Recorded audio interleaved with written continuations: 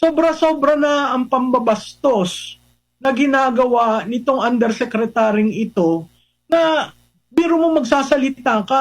Ang tanong ko nga is that even allowed by the Presidential Communication Office to be saying those things?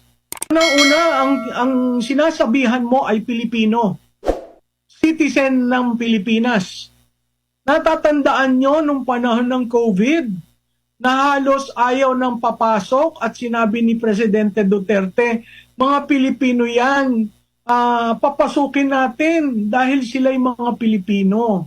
Itong si Undersecretary Castro, para mo sabihin na wala na kaming pakailam sa ICC, para namang sinabi mo na hindi Pilipino si Duterte, at ang mahigit doon, naglingkod yan sa bayan. So ako nagulat, bakit Chief of Staff ang nagsasalita? Bakit hindi ang DFA? Ang DFA kasi diplomasya yan So kailangan mong mag-negotiate. Paano ba kami papasok dyan?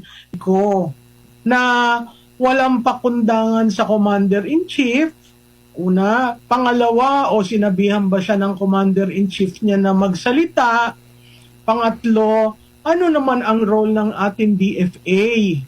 Kasi kung ang magsasalita, kung ang communication tungkol sa mga ganitong masalimuot na bagay ay mismong Chief of Staff ang magsasalita, ay talagang matatakot ka. Kasi inevitable It's a proclamation that war is inevitable. Sandali lamang. Unang-una, hindi natin gera ang China at Taiwan. Sila ay may shared history at walang kaalaman dyan ang Pilipinas ukol doon sa nangyayari sa China at Taiwan.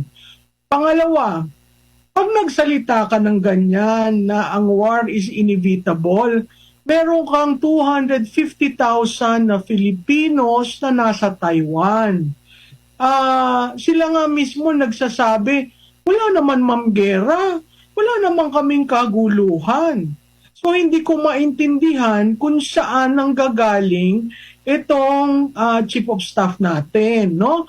Pang-apat, bago ka magsalita na war is inevitable, meron na ba ho tayong repatriation plan? No?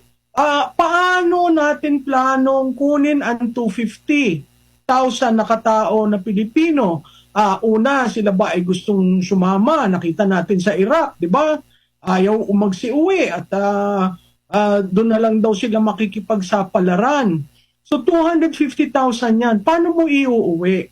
At kung nagkabulilyaso sa repatriation plan, ano ang contingency mo? So nakaka-alarm yung mga pinagsasasabi niya dahil pag sinabi mong inevitable, 99% may gera. Bakit tayo kasama sa gerang yan? Parang hindi ito tinuruan ng communication. Parang hindi ito tinuruan ng pagrespeto sa institusyon. Diba? Ngayon, kung ang bardagulan is the official communication framing of this administration, huwag kayong magulat kung ang taong bayan ay magalit sa inyo. Kasi yung paglalagay sa kanya dyan, at lahat ng sinasabi niya since day one, hindi nga part ng hindi nga part ng news arc sinisingit niya ang linyang Duterte. So, masyado niyong binababa ang kategory at ang quality ng presidential communication. Nakakalungkot dahil para sa isang taong naglingkod sa bayan mo ng 6 years, dapat kahit na anong problema natin sa ating naging Pangulo, lagyan niya naman natin ng respeto. Maling-mali ang sabihin niya na hindi na namin pakialam yan, nasa ICC na, hindi namin siya tatanggapin. Unless kinansel nyo ang passport ni Presidente Duterte. Pilipino si Presidente Duterte, lahat ng OFW nararamdaman ang bawat sinasabi mo Undersecretary Castro dahil sila rin naiisip nila anong mangyayari sa amin kung mangyari ang nangyari kay Presidente Duterte. Nakakalungkot. Oo, alam mo, nakakatakot yan yung, anong tawag sa kanya? Press briefer.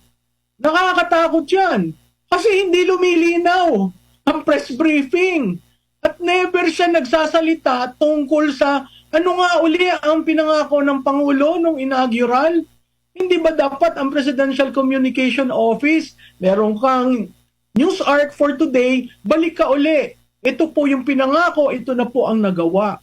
No? Walang ganong pag-e-explain.